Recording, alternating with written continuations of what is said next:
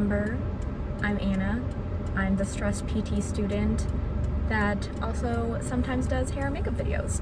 Yes, I'm still alive and well. This is probably my first YouTube video I've done in quite a while. This semester has just been crazy since it's technically my last semester, but if you watched my last PT vlog, then you'll know, or if you haven't watched that, spoilers, I have to retake a class in the fall. So this was supposed to be my last semester, but I do have to retake my neuro class in the fall, so I will be having a summer break and then retaking that class and then doing clinicals in January. But all of that obviously depends on making sure that I get through this semester with no more C's or anything like that. So that's kind of had some extra stress for me because, you know, some of my other classmates might be able to slack a little bit more because, you know, other things take priority and I don't really have that advantage. So I've been working really hard this semester to, you know, keep my grades up, meeting with professors, making sure I understand the material and all kinds of things like that. So I've obviously put YouTube on the back burner since, you know, it's just for fun. As of right now, I don't make any money from YouTube or anything like that. So it was just kind of something that I started doing for fun. So I haven't been able to really do much. I think I've made one video, but I haven't even started close to editing it or anything.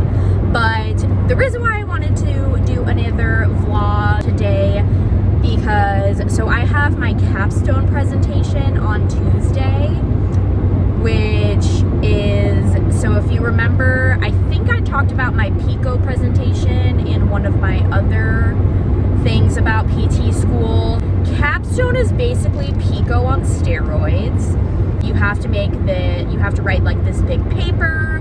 You're supposed to submit it to a journal technically. So it has to be like, you know, really scientific writing and like it's really particular. And then you have to make a presentation based on your paper. So I have been, you know, I've been working on capstone since last semester, but this semester kind of really honing down everything. So I present on Tuesday, so I have my paper pretty much completed. One of my really good friends helped me go through like every sentence and edit it and make sure that it like sounded good. So shout out, thank you so much, Kinley. You are the literal VIP. I couldn't have done it without you. And so now I'm working on just finalizing my presentation. So last night I was trying to practice my speech and do all that stuff, and we only get 12 minutes to talk and then I think like 3 or 5 minutes for questions. And I got halfway through my presentation and already hit my time limit. So that kind of stressed me out, and I am currently on my way to campus right now to practice my speech again and then edit my presentation to match like what I need to cut out, which I'm really sad about because I've spent so much time making my presentation like pretty and like, you know, adding pictures and, you know, design templates for it, and I was really proud of it. And then I start practicing and I literally would be talking for like 30 minutes. That's not okay. So, and you guys know I already talk fast, so like that's not an issue. It's literally like just the amount of content, because like my paper is 15 pages, 12 pages, something like that. I think my whole paper, like with references and my appendix and everything, is like 21 pages. So yeah, like it's a legit paper.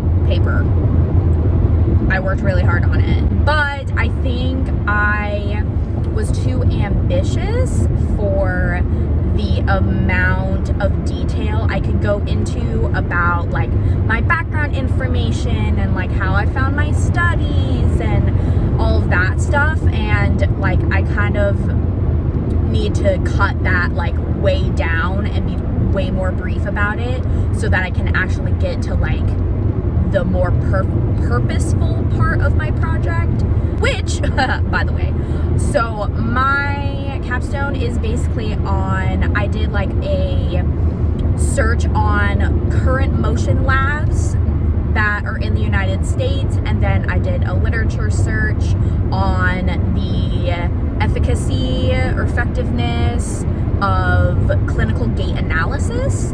And then I am using that information because our campus at NAU does have a lab, and it has been used in some research studies with some of our faculty members, but like we kind of want it to be like utilized like more, like be used in the community, like have other physical therapists be able to like know that this resource is available.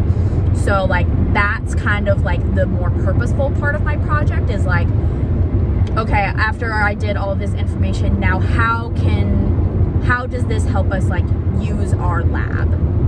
So I kind of want to like focus more on that stuff because that's the stuff that like will actually matter, or should, I guess, to the people that I'm presenting to, which is just faculty members, my class, the first year class, and I think that's it.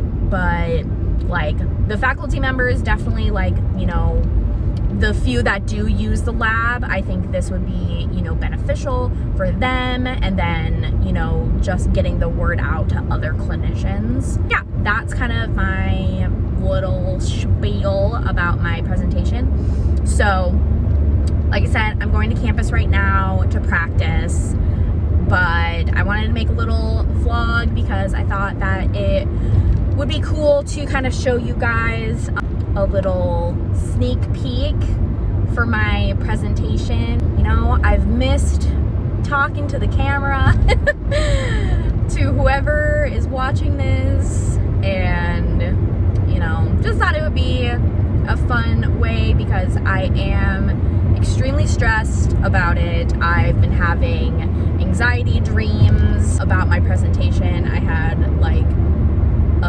basically a nightmare the other night about it. Like I stayed up super late yesterday, like couldn't sleep because I was just like overthinking everything that I need to do. I did have work this morning, so I just left work. Originally, I was gonna have this week off, but there was some miscommunication between the managers.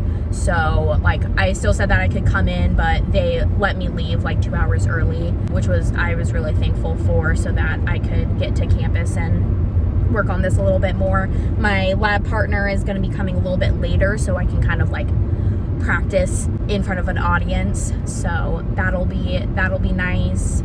So that's kind of all I have right now, and then I'll have some little clips of me trying to practice my speech. I do not have any of it memorized right now, which is the other thing that I'm freaking out about, because I don't think I've ever had a presentation where I haven't had like some kind of notes to refer to in front of me, whether it be flashcards or whatnot. And literally not a single person that I've seen present their capstone has needed notes. So I'm like super nervous about that because I don't have a very good memory. So I'm hoping that just the amount of repetition and just knowing like what slide is coming up and stuff will be helpful. Like as of right now, like I'm just trying to like get the time down to know what I need to edit. So that's kind of what I'm going to be focusing on for like the first few hours once I get to campus before my partner gets here. So yeah, I'm a whole ball of stress buckets. And I did have a neuro exam this week, like on Thursday. So today's Saturday. If anybody was curious, like it was hard because I was like trying to work on Capstone and study for neuro, and you know, so now this weekend, now that neuro's over, like I'm really like just finalizing kind of the last little bits, and it's all gonna be okay. It's a pass fail. That's what my second year buddy, I always say second year buddy, even though like I'm a second year. So she's graduated now. Like she passed her boards. Like she is a full-blown PT, DPT, and everything. But I still call her my second year buddy. She's like, it's pass fail. Like, you've got this. And I'm like, I know it's pass fail, but I still feel like I'm gonna fail. So it's fine. I'm fine. Yeah. Anyway, thanks for coming on this little journey with me. See, right there, I've just hit 12 and a half minutes. So the part of this vlog, I mean, I'm gonna edit it, so it's gonna actually be shorter for you guys, but that's how long I need to talk. Like, I'm not even to the campus yet. Like, it just blows my mind. Like, that is such a short amount of time to get through the amount of information that I have. But it's fine.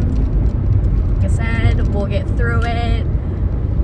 Hoping just practice makes perfect. Hopefully my air conditioning was not blasting through all of that. I am so sorry.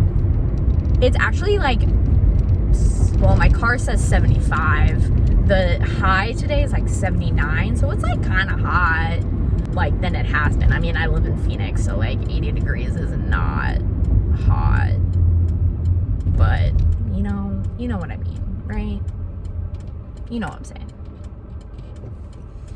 Okay, I am almost to campus. I had to go like the way that I normally go to campus versus the other way that I go on weekends so that I can go into the parking lot. So hopefully I can still get into the parking lot from here. But the 202 was like, there was so much traffic. I was like, what, excuse me, is happening? But anyway, it's like a whole thing. So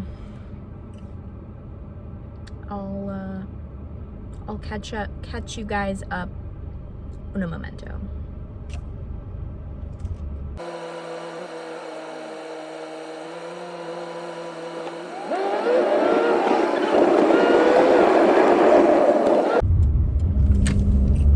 It's made a super illegal U-turn, so hopefully I don't get caught.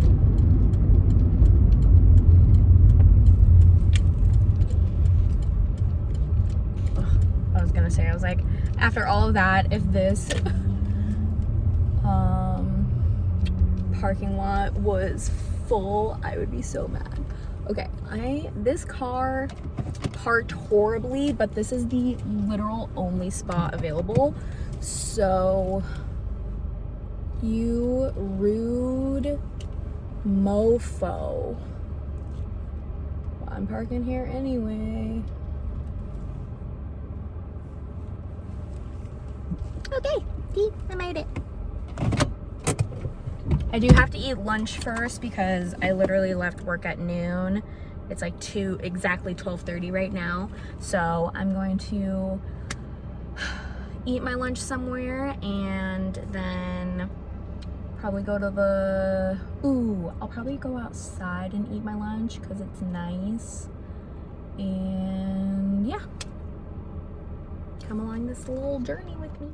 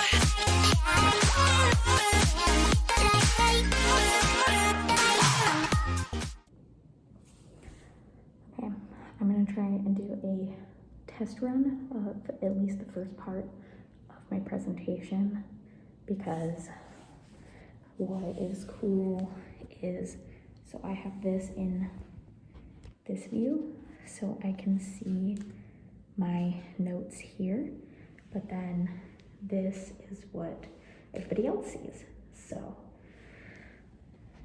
I'm just going to be practicing like just talking through it, because like I said, I don't have it memorized yet, but I do have some slides that have like animations, so I want to see if those are going to show up on here. Okay, they do, because like I want to practice like going through the like clicks for things to like come up at a certain time.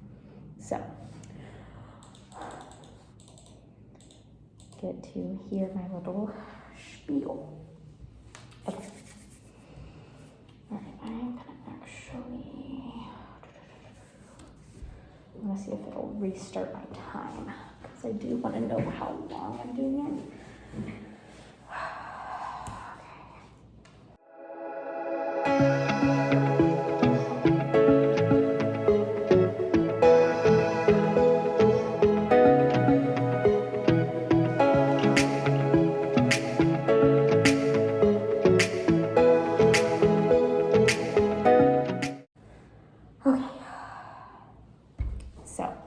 I haven't edited that last part yet, because I wanted to get kind of the other stuff at the beginning, so the ending is still not very good, because I have like a lot more that I want to say.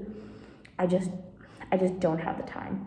So currently with everything, it got a little bit jumbled at the end, because I didn't like I said, I haven't got to that part for practice. But I'm at 15 minutes, which actually isn't too bad. It's definitely better than what I had yesterday. So I feel better about that. That probably wasn't very entertaining for you guys, just looking at my face. I probably should have had it on my presentation, but anyway,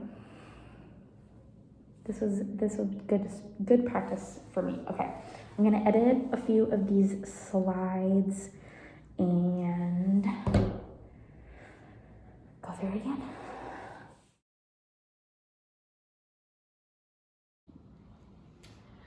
My name is Anna Watson, and today I'm going to be presenting my capstone presentation on the review that I did of the current research and evidence pertaining to the utilization of gate labs and instrumented gate analysis with various modalities.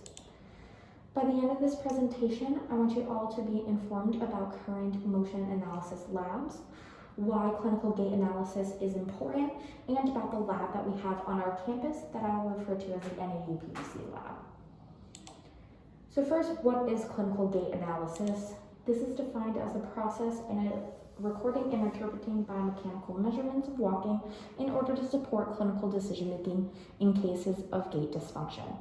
So this is a little bit different than the gait analysis that you may commonly see physical therapists perform in the clinic through visual observation. This is highly variable and prone to mistakes, and that's why the gold standard is actually 3D motion capture and force plates, which will be discussed more throughout this presentation. So the goal of these motion labs is to quantify movement disorders and use the evaluation process to determine the anatomical, physiological, or functional cause of the movement pattern. They use this information to then make a plan of care. So for the purpose of this project, I separated motion labs into two categories. First, accredited, most of which are through children's hospitals, and then not accredited, which I looked at other universities. So for accredited, I looked specifically through the Commission for Motion Laboratory Accreditation, or the CMLA, which is a nonprofit organization, and their goal is to enhance the clinical care of those with movement disorders by evaluating and crediting them by a set criterion. So these are just an example of the few labs. The CMLA currently does have 11 fully accredited labs. Then for the universities, I wanted to look at what they had regarding equipment and use, and these are just a couple of the other universities that I looked into. So for the purpose of this project, Gillette Children's will be used as an example because it is one of the largest and most respected centers, known for its expertise in diagnosing and treating patients with movement disorders. So what happens at these labs is first they're going to have a physical examination, usually completed by a physical therapist. They're going to measure measurements of joint motions and mechanical force at multiple joints, and then the electrical activity of muscles while the person is moving using an electromyography or EMG system. So during the physical exam, a video of the person walking across the room from two different angles is going to be taken, which will provide a reference for measuring treatment outcomes. Then the physical exam conducted by the PT, they will assess strength, range of motion, alignment, spasticity, and motor control to provide information when analyzing the data from the gait analysis. So the specific equipment will vary by lab, but usually will include a motion capture system, a force plate, and an EMG system. So sensors are going to be put on the corresponding body part, and these motion captures will track those sensors. Then the force plate is used to measure the pressure under the feet to help determine patterns that the camera may or may not be able to capture. And then again, the EMG system is used to track muscle activity. I did want to also mention that Gillette Children's also performs an oxygen consumption test, but not all labs include this as part of their exam. So what do they do with all of this information? So once the person has completed their activities, they're going to process the information and create graphs that correspond to their movements, activities of muscles, and forces and energy consumption. Then a PT will analyze that information and usually discuss it with an orthopedic surgeon, both of whom will create a problem list and possible treatment methods. Then the patient may come back for a follow-up testing if appropriate, and that can determine whether the prescribed treatment plan helped.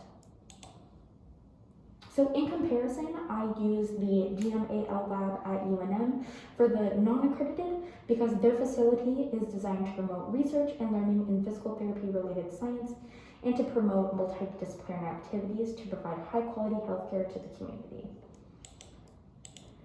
So they do not have a specific schedule for treatment because their facility is open to students, faculty, and researchers in the community as long as the laboratory policies are being met. So this policy is going to include safety as the number one primary concern. You also are going to need approval to use the lab, a faculty sponsor, equipment materials, rental form, scheduling of the lab, and other lab etiquette. So the equipment that they have at this lab, so they do have a Vicon motion analysis. So Vicon is just a specific brand of motion capture. We heard an amazing presentation a few weeks back from Scott and JT about Vicon.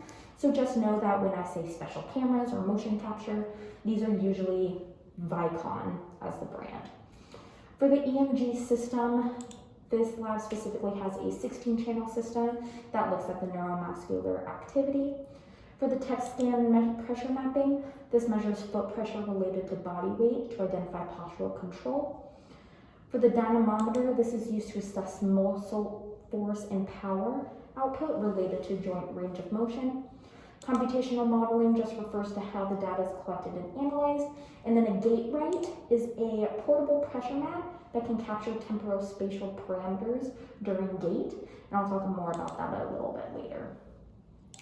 So what research comes out of these labs? So I reached out to Gillette Children's and was connected with their clinical research coordinator, Stacy, and he was kind enough to provide me with some of their past and current research that is being conducted at Gillette Children's. So I did highlight a few of these that I thought were interesting, but unfortunately due to time, I will not be able to go into them.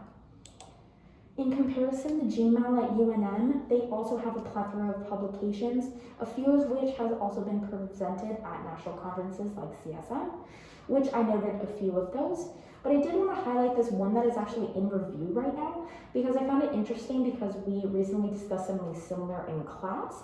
So I wanted to kind of bring attention to that. So those were just a couple examples of some of the gate labs, both accredited and not, to just show what equipment they use and what they are used for. So based on that information, I wanted to search into the evidence about the efficacy of gate analysis. To do this, I searched CINAHL and PubMed, and I used the search terms clinical gate analysis and efficacy or role. When adding a full text filter, I got 9 articles, only one of which fit the purpose of this project, and it was titled Efficacy of Clinical Gate Analysis, a Systematic Review by Wren et al. So unfortunately, I am not going to be able to go into detail about how the authors did their search terms, but what they did state as their purpose is to establish a base understanding of what evidence exists on the topic of clinical gait analysis and what new research needs to be conducted.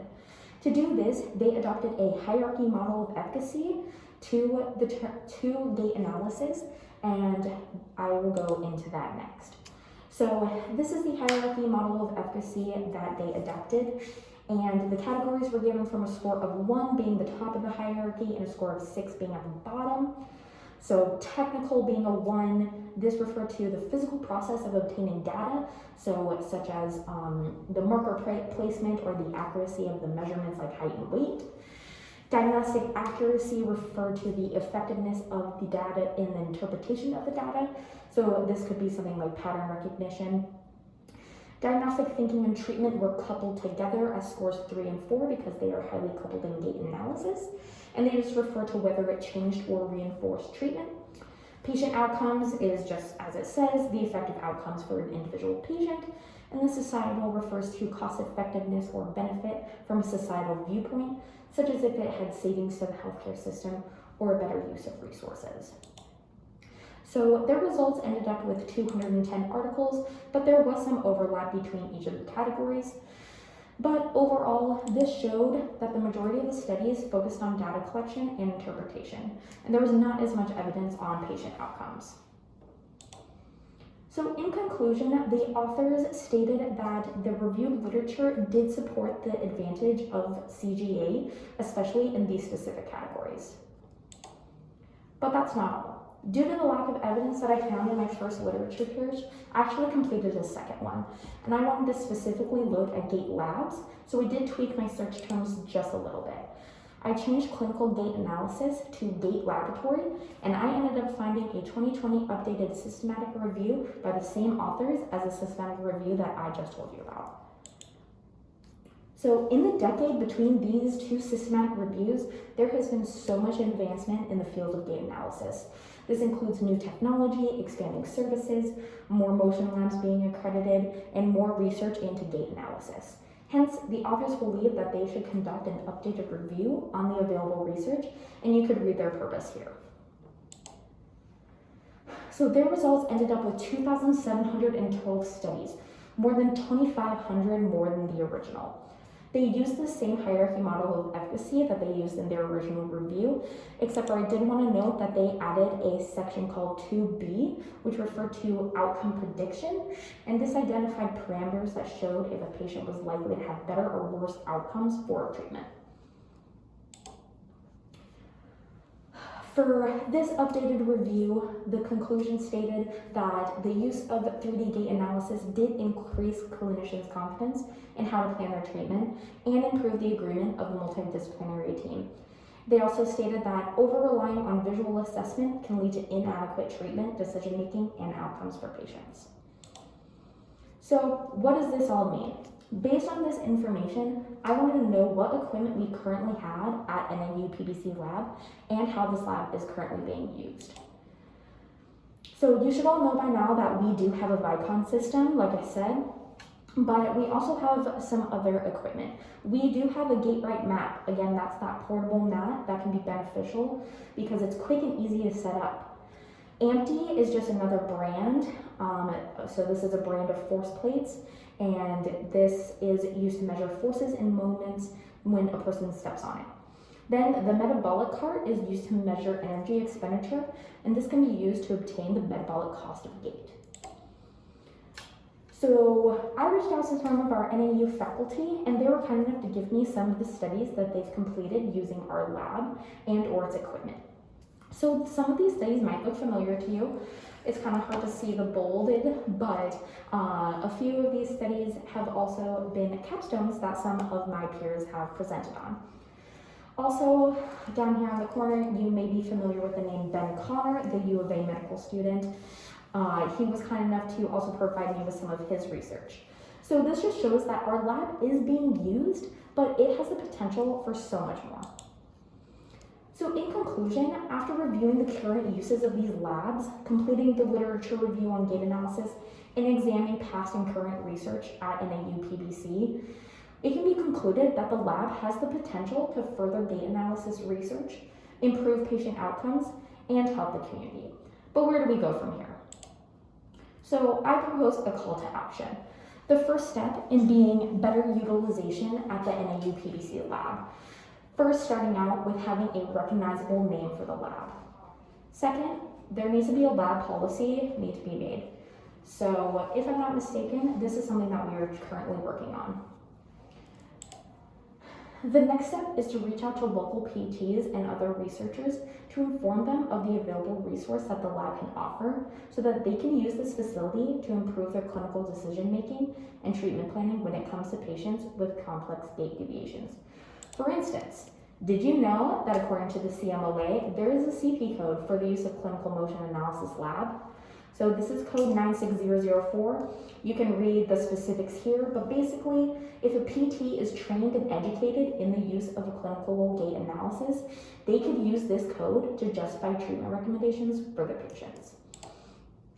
So lastly, after the amazing presentation last week by Ryan and Cade about the possibility of including this, so about their NAU alumni newsletter, I reached out to them and we discussed the possibility of including the information about the Gait Lab in one of the next editions of the alumni newsletter. So this can be a great way to get the word out to our local clinicians about the benefit of our lab. So a big, huge thank you to many of our professors, Dr. GateWYD being my advisor for this presentation, and then Dr. Denny, Dr. Bosch, and Dr. Danley, all of which gave me some of their research, as well as Ben Connor, the U of A mid student. And lastly, I wanted to thank my Gillette contact, Stacy, for giving me some information about his lab that they use as well.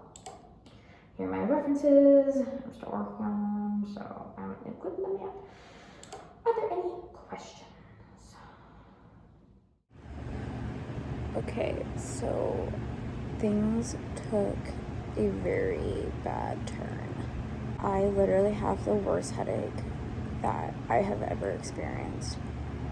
It came on like so suddenly, like I was doing fine, like practicing, and then like all of a sudden I just had like this pounding headache. I laid down for a little bit in the library, but then my partner got to campus and we needed to practice some stuff we have like a practical basically for manipulations. So I told her we could practice that since we're going to be on campus already. I went up to lab and I couldn't do anything. I could barely keep my eyes open. Like it hurt so bad. She actually ended up driving me all the way home. So I left my car on campus. I'll get it tomorrow. But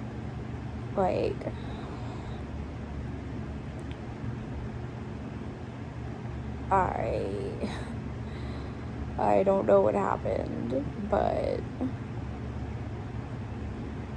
like I feel like I'm gonna throw up. Like the front of my head hurts so bad. Sometimes it goes into my temples.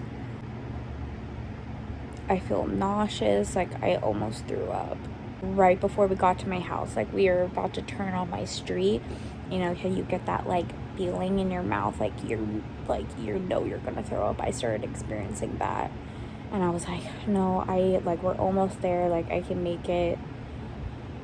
And I didn't throw up, but we got some Sprite from McDonald's, so I'm gonna sip on that. But oh my gosh. And we just had a lecture on headaches, and all I learned from it is that we can't do anything as physical therapists to help any type of headaches unless it's cervicogenic, which is caused by some kind of like cervical disorder. And I know that's not what I have, so here we are. I took some ibuprofen like when I first started to feel it, and that was maybe like an hour or so ago, but I don't feel like it's helped at all, so I don't know. But anyway, I just wanted to like make a little update because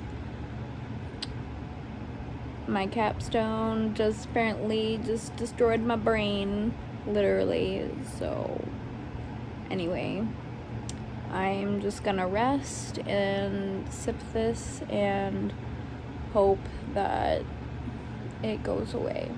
So I'm just going to call it quits for the rest of the day. So